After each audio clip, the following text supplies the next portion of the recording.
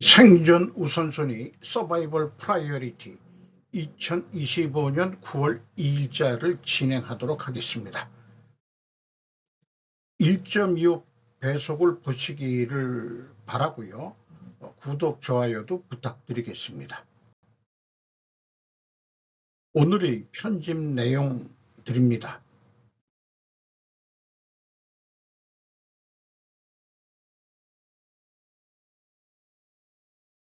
시진핑 포위망은 이미 완성됐다. 일본 언론이 전혀 이해하지 못한 트럼프의 대중 전략의 처절함이란 제목으로 와타세 유아라는 사람이 프레지던트 온라인에 기고한 내용입니다. 제목 자체가 저의 생각과 거의 유사해가지고 맨 앞에 편집을 해봤습니다.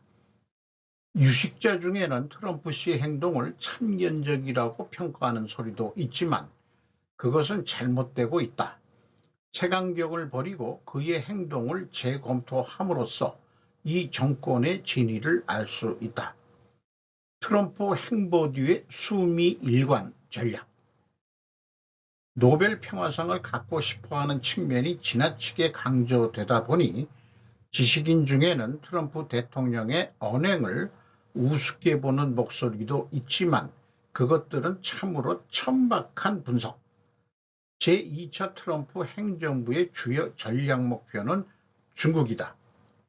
현재 미국의 패권을 위협할 가능성이 있는 존재는 중국 외에는 존재하지 않는다. 물론 중국 자체는 경제적인 공경에 빠져 있고 그 장래 전망이 밝은 것은 아니다. 따라서 미국은 중국을 중장기적으로 억제하고 천천히 요리하면 승리할 수 있다고 본다. 관세 협상의 진정한 노림수란 무엇이냐? 미국은 국제적인 공공재로서 2차 대전 이후에 리버럴한 국제 질서를 지키기 위한 군사력을 제공해 왔다. 그리고 세계 경제를 지지하는 소비국 그리고 기축통화국으로서 미국 달러를 공급해 왔다. 그 결과 미국은 과도한 부담을 짊어지고 유럽, 중동, 동아시아 등 3개 정면에서 적과 대치할 만큼의 군사력을 유지하기 어렵게 됐다.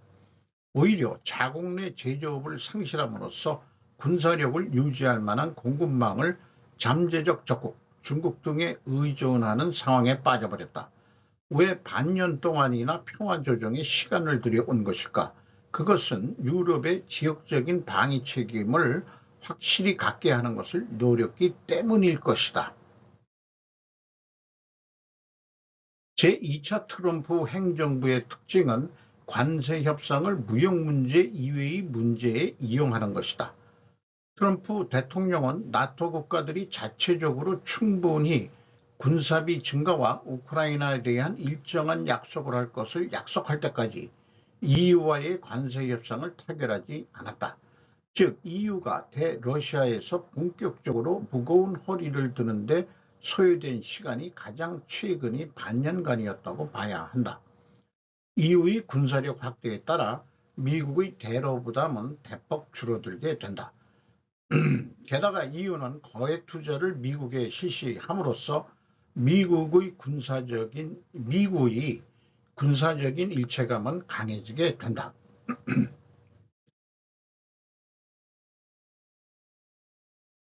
러시아 군사적 영향력 덜컥. 아르메니아, 아르제바이잔 간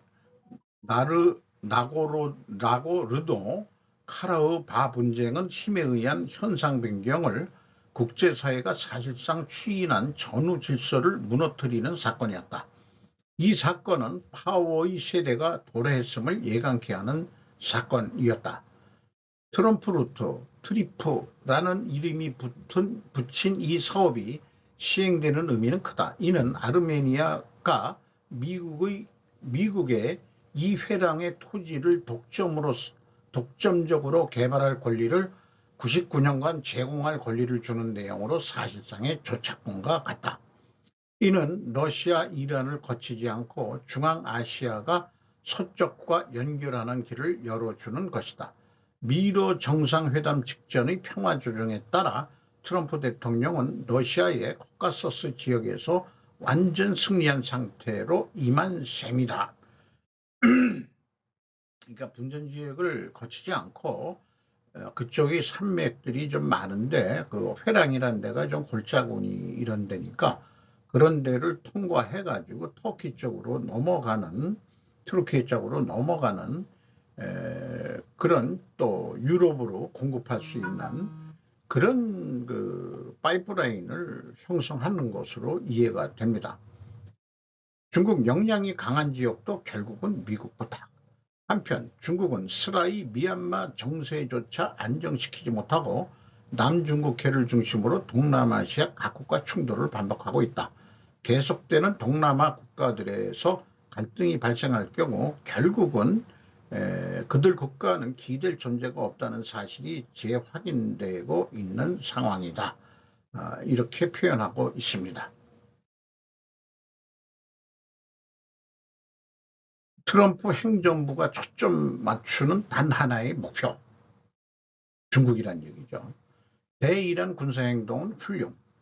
물론 모든 평화 중개가 뜻대로 진행된 것은 아니며 인도 파키스탄 카슈미르 분쟁에 대해서는 트럼프 대통령과 모디 대통령 사이의 평화 중개에 관한 견해가 달라 양국 관계가 악화됐다.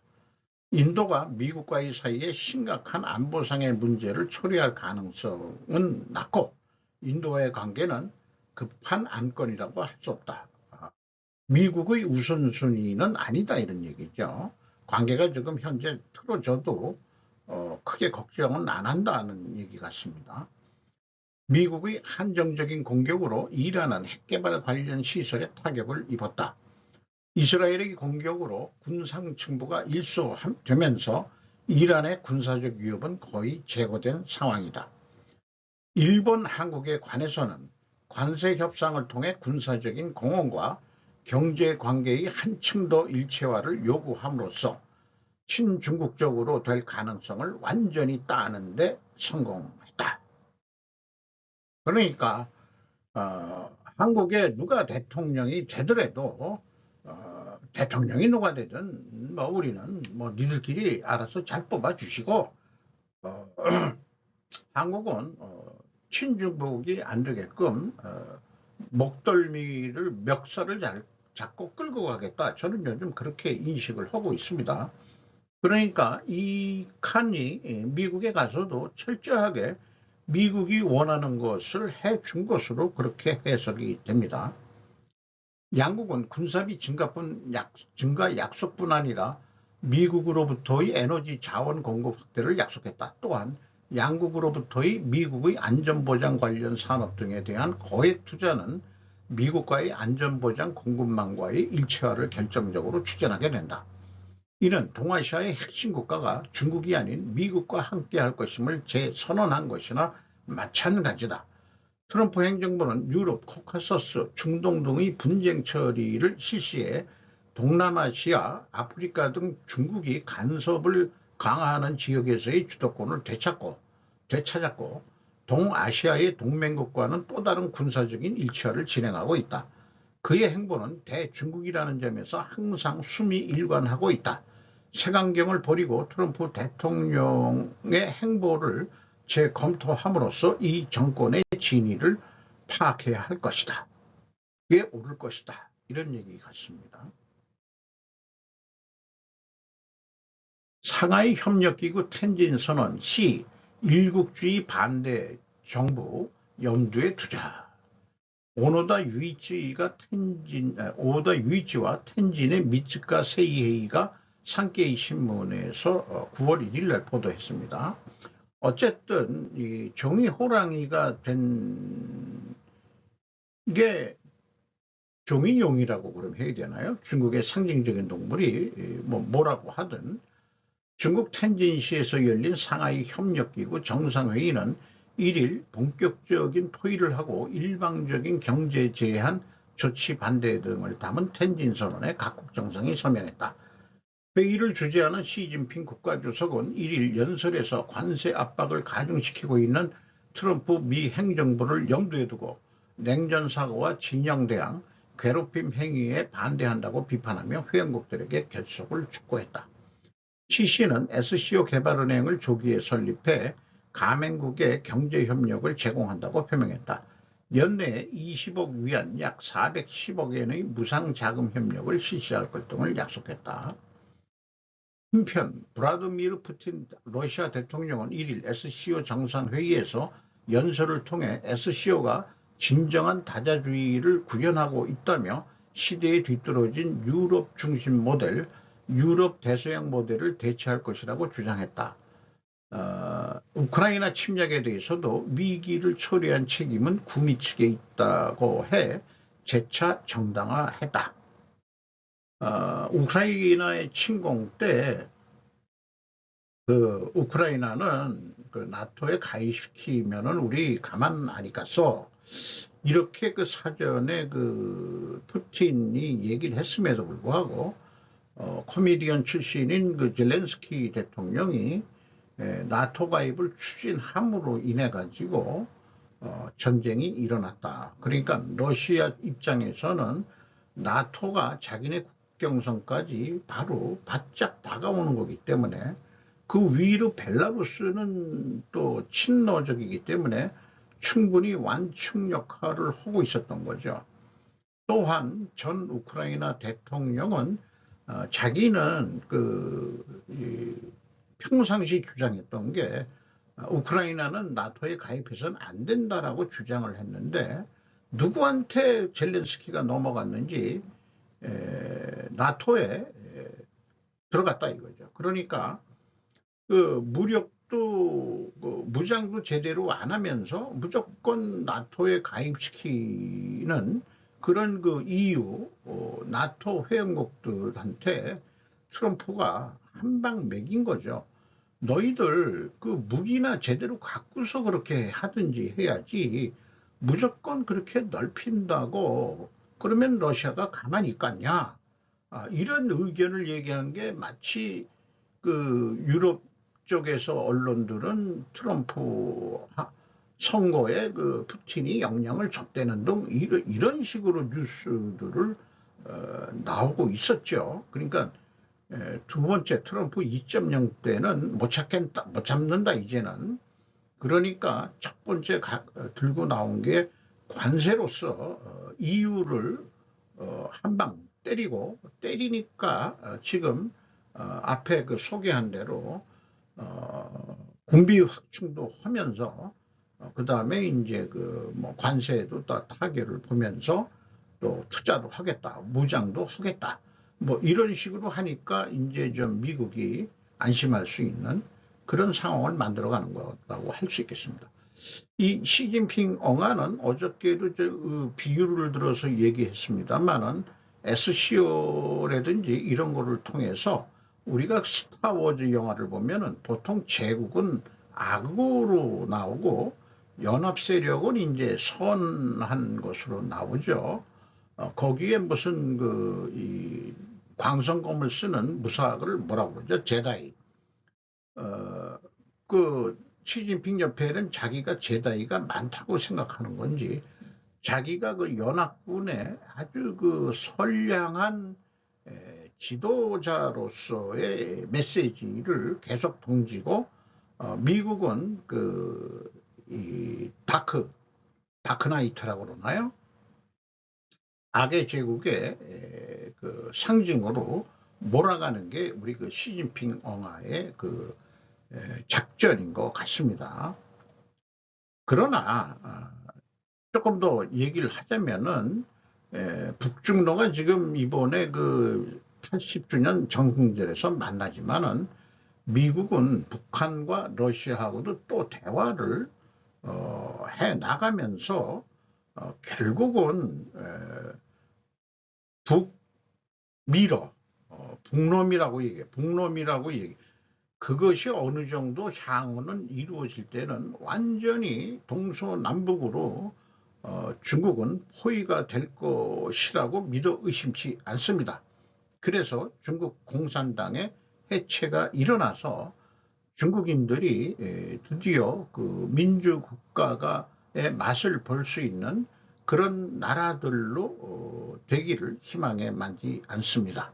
그래야 우리나라의 안보도 또 해결이 되고, 북한도 그렇게 되면은 중국이 해체될 정도 되면은 그 다음에는 뭐 당연히 우리나라가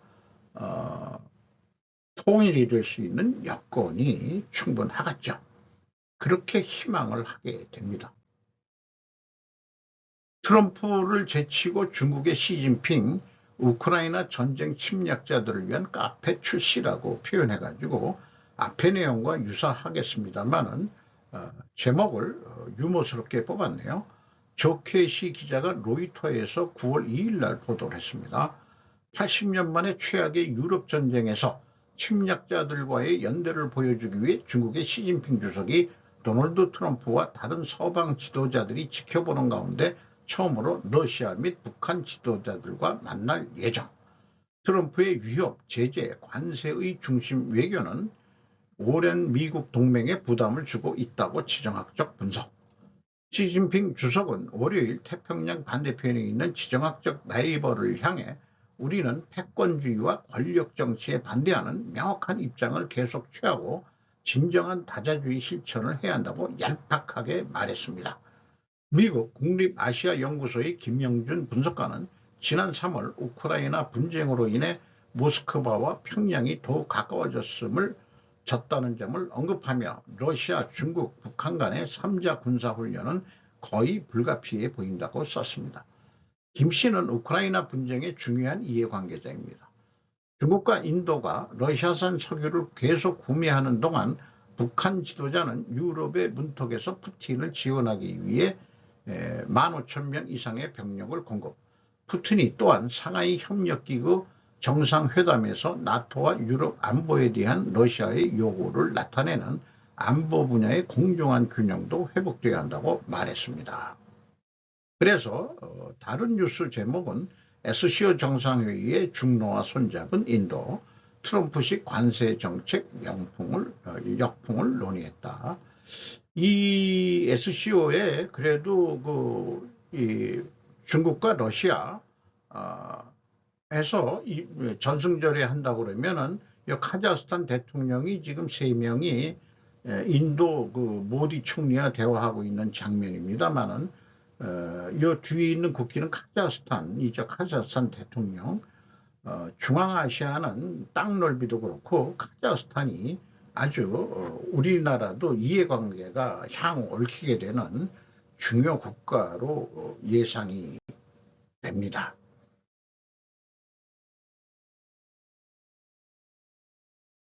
트럼프 갑자기 시진핑과 난 사이좋아 60만 중국 유학생에 꽂힌 이유는 이라는 제목으로 김지연 기자가 헤럴드 경제에서 9월 1일 날 보도했습니다. 중국 학생 안 받으면 하위권대 피해 핵능력 국가와 잘 지내는 게 좋다는 언급도. 미 보수 성향 매체 데일리 콜러와의 인터뷰에서 향후 2년간 중국인 학생 60만 명의 미국 유학을 허용한 트럼프 행정부의 결정이 협상 전략인지 국가에 이롭다고 생각해서인지 묻는 말에 옳은 일을 한 것이라고 답했다. 중국인 유학생을 허용하는 대가로 무엇을 얻길 바라느냐는 질문에는 아무것도 원하지 않는다. 그들은 우리에게 수천억 달러를 주고 있다.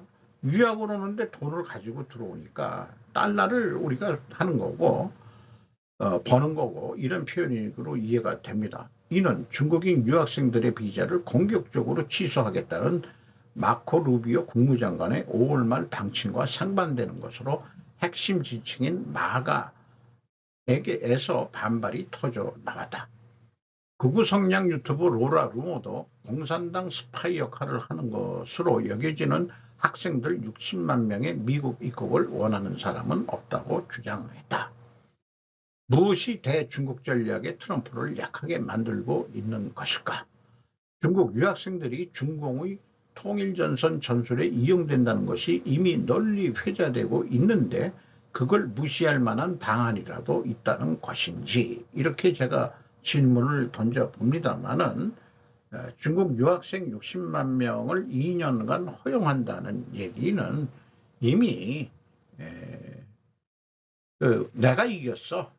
거기 그 중국 학생들 들어오더라도 걔네들이 통일전선 전략에 간첩 노릇 못하게 우리가 다 내부 통제 이런 거를 다 잘 할 거야라는 자신감을 보여준 그런 행동이라고 보여집니다.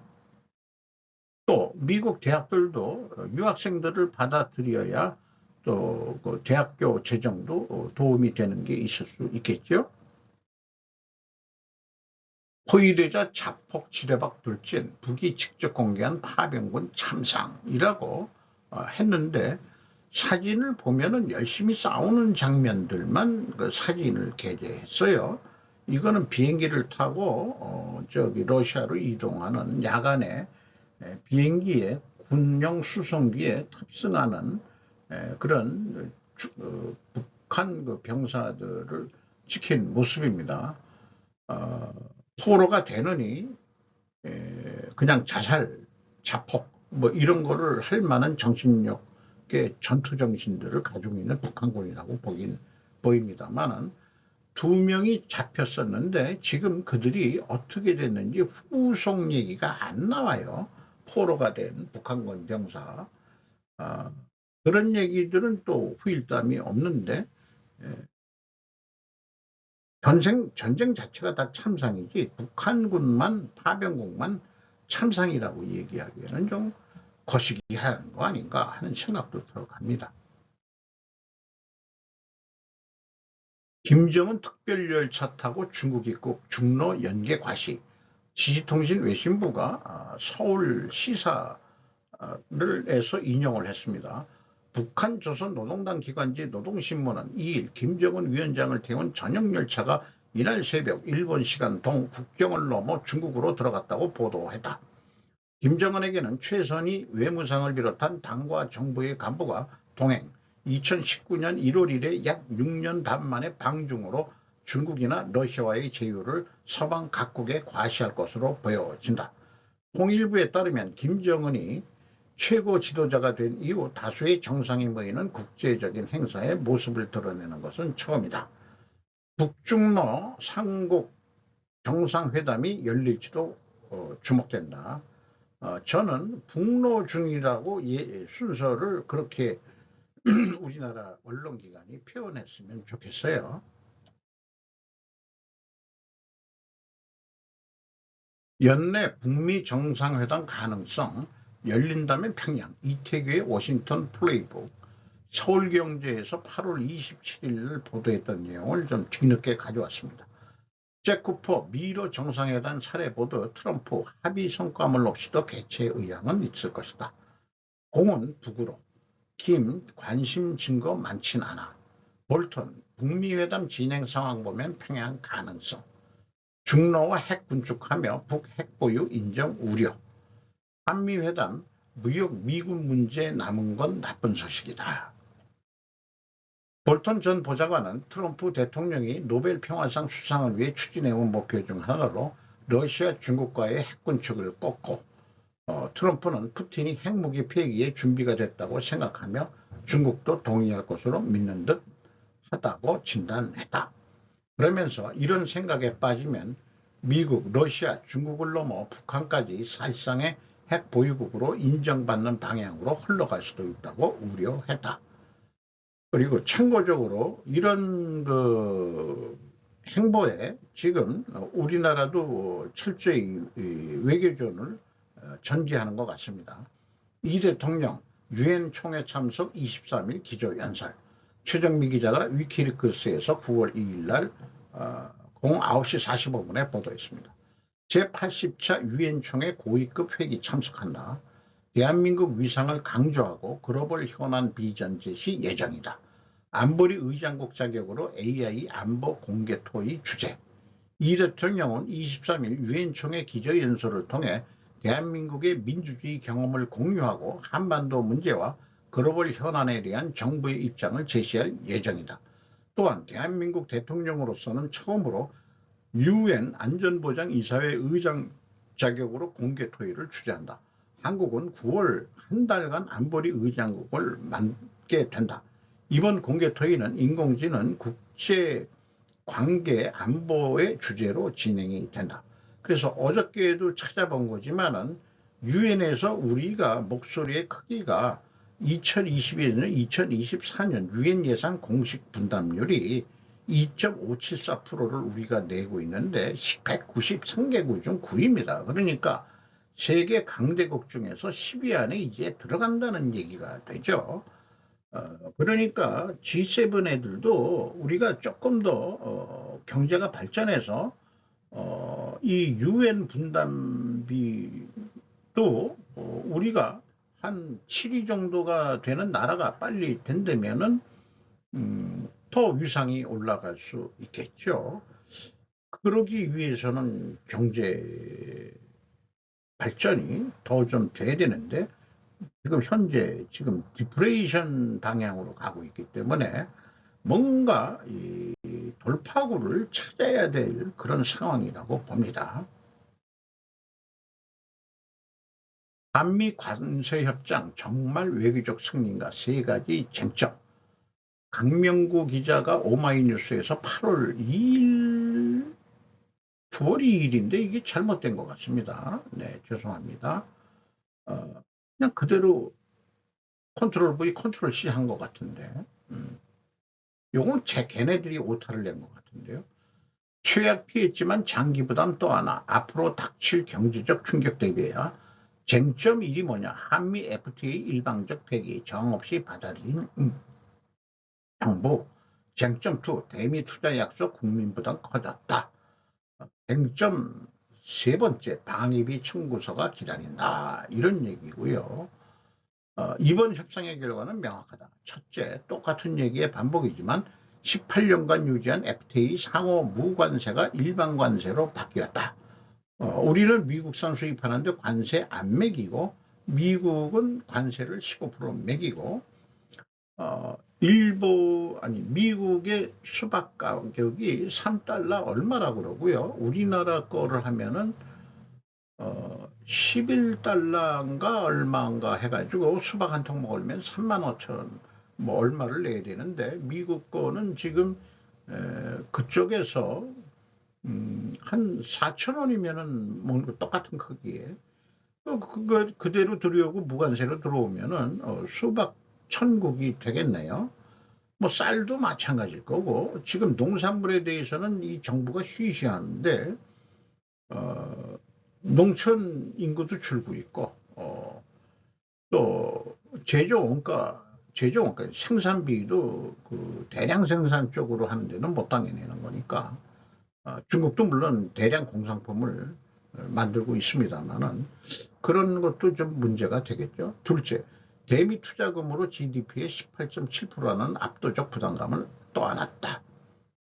일본 13.7%, EU 3.1%인데 우리나라가 대미 투자금으로 그 3,500억 달러니까 작은 금액인 것 같지만은 GDP 대비로는 우리가 제일 높다 그런 얘기가 되겠죠.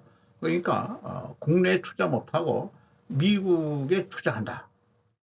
이렇게 되니까 한국의 대기업들이 본거지를 지금 미국으로 옮기고 있다라고도 비유를 해볼 수 있는 얘기가 나오게 됩니다. 셋째, 시간에 쫓겨 방위비 카드를 빼놓은 탓에 추가 압박에 무방비로 노출됐다. 뭐 한마디로 평택기지 미국 땅으로 내놔라는 거로 핵심적으로 나오는 얘기 같습니다. 용산 통일교 건물 옥상에 우길기 연상문양 9천 가려달라. 요즘 통일교 한학자 그 여사의 그런 문제가 불거지면서 이런 것도 뉴스가 나오고 있네요. 이 건물의 이름이 천원궁 천성교회다 이렇게 돼 있는데 이런 그 용산구청에 그 민원을 낸 사람들이 뭐 하는 사람인지 모르겠지만은 반일주의자인 모양이죠. 그래서 옛날 이름은 천복궁이었다고 그렇게 돼 있고 이때 그 개관할 때 고고 문선명 씨도 참석했고 그의 칠남인 세계본부교회 문형진 참석을 했었다 이렇게 되는데 이게 그 용산의 그 구민회관이 다른 데 짓기 때문에 이거를 매각했던 모양인데 통일교회가 산 모양이에요. 그래서 이런 표현을 해봅니다. 천문의 천시원으로 생각하면 뭐가 삼시원인가 있다고 그러죠. 그 천시원 뭐 있어요. 저 천상열차 분야지도 이거 보면은 세 개로 이렇게 구성이 된 게 있는데 거기에 그 천시원이라고 생각하면은 뭐 이상할 것도 없는데 어쨌든 우길기를 연상시킨다 이러는데 한학자 통일교 죽이기 동조 일환의 뉴스인 것 같습니다. 당정 금융위 해체 조직 개편안 논의 25일 처리 노력. 정권이 바뀔 때 저도 그 개인적으로 금융위원회하고 금융감독관의 기능이 도대체 뭐야? 왜 자꾸 그 조직을 만들어 가지고 이 국가 돈을 낭비시키게 만드냐 이런 불만이 있었는데 이번에 뭐 개혁을 한다고 그러는데 이게 개혁이 아니고 개혁이 될 것 같은 기분이 들어요. 금융정책 기능은 신설된 재정경제부로 이관을 하는데 금융감독 기능은 금융감독위원회가 담당해 사실상 금융위가 해체되는 안을 의미한다. 금융위원회를 없앤다? 금융감독원에서 금융소비자보호처를 분리해 금융소비자보호원을 신설하는 내용도 포함되어 있다. 뭔 얘기인지 왜 그렇게 붙였다 뜯어 고쳤다 재정경제부로 왔다리 갔다리 하게 만들고 뭔 얘기인지 모르겠습니다. 다 그거 흔들어 놓고서 정권의 입맛에 맞게끔 말을 잘 듣도록 그렇게 하려는 의도에는 없는 거 아니냐. 국민 이것이 전체 이익을 위해서 하는 것 같지는 않다. 그런 느낌이 듭니다.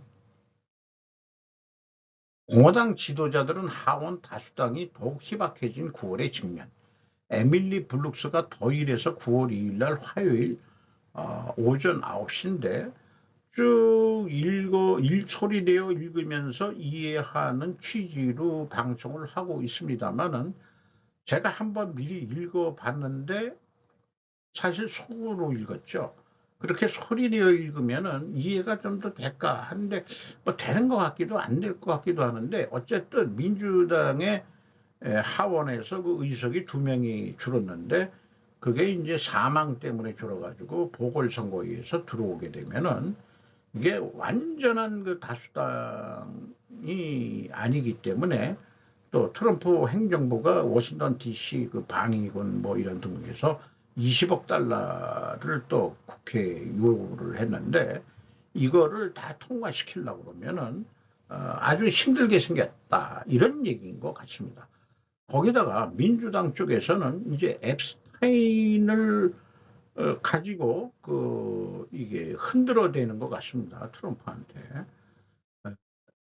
마시아 의원 로칸나 캘리포니아 트럼프 행정부가 이른바 앱스타인 파일을 공개하도록 요구되는 법안을 검토하도록 강제하는 전역 청원을 계획하고 있다. 계속해서 민주당은 트럼프의 뭐 약점일 것 같은데 왕년에 앱스타인하고 어울렸다 젊었을 때 뭐가 있겠죠. 뭐가 있겠는데 자관 우리나라 같으면은 그 성 스캔들 뭐 이런 거 있으면은 이제 뭐 나서지도 못하고 정치권에서는 이제 매장되는 그런 건데 미국은 좀 틀리긴 틀린 모양이죠. 어쨌든 이런 이 트럼프 행정부의 추진하는 일을 하원 공화당 의장이 열심히 좀 해보려고 하지만 아주 힘들게 생겼다 이런 얘기로 이해가 됩니다. PBR과 퍼에 대해서 김지은 기자가 연합뉴스에서 주식하신 분들이 이제 뭐 여러 가지 기업 평가를 하는데 PBR, 퍼 이런 거를 따지는데 저가 사실은 왕년에 주식을 조금 해봤고 지금은 안 하고 있습니다만 기업 분석만 하고 어쨌든 PBR에 대해서 이야기한 것은 시가 나누기 BPS거든요. BPS라면은 그 장부 가격인데 BPS는 자본 총계 나누기 유통 주식으로 이해를 합니다. 발행 주식수가 아닙니다. 자기 주식을 사가지고 유통 주식을 누리면은 장부 가격이 올라가니까 액면 가격, 주식 가치를 좀 올린다 하는 거니까 거기에서 PBR은 이제 그 시세대로 해가지고 장부 가격 대비 얼마나 높으냐. 우리가 일이 안 되는 기업들이 너무나 많죠. 너무나 많아요. 삼양식품 가격 같은 경우에는 뭐, 이 PBR이 7점 몇인가 거기까지 700 몇 프로까지 올라. 안 되는 데는 뭐 0.2, 0.15 뭐 이런 식까지 내려가는데 저는 그렇게 해서 이렇게 그 계산을 해내서 PBR을 제가 산출해 내고 있습니다. 그리고 퍼 얘기가 나왔는데 주가 수익 비율로 나눴는데 이게 그 주당 순이익으로 하고 주가를 분자로 하고 이렇게 하고 있는데 제가 당기 순이익 자체 원가 회계에 의한 당기 순이익 자체를 신뢰하지 않기 때문에 이퍼 스루퍼 퍼라고 해서 주가 나누기 주당 순이익인데 주당 순이익 계산하기 이거를 제가 인정 안 하니까 그래서 저는 그냥 이거를 시가총액 나누기 T 영업이익으로 그냥 저는 이해를 하고자 합니다. 포의 기존 주당 순이익은 원가 회계에 의한 것이기에 스루프 관점에서 채택하지 않았습니다. 대신 시가총액 나누기 스루프 영업이익까지만 계산해도 충분하다고 전환해서 이렇게 그냥 해서 그냥 추세를 보는 정도로 하고 있습니다. 오늘도 좋은 하루 되시기 바랍니다.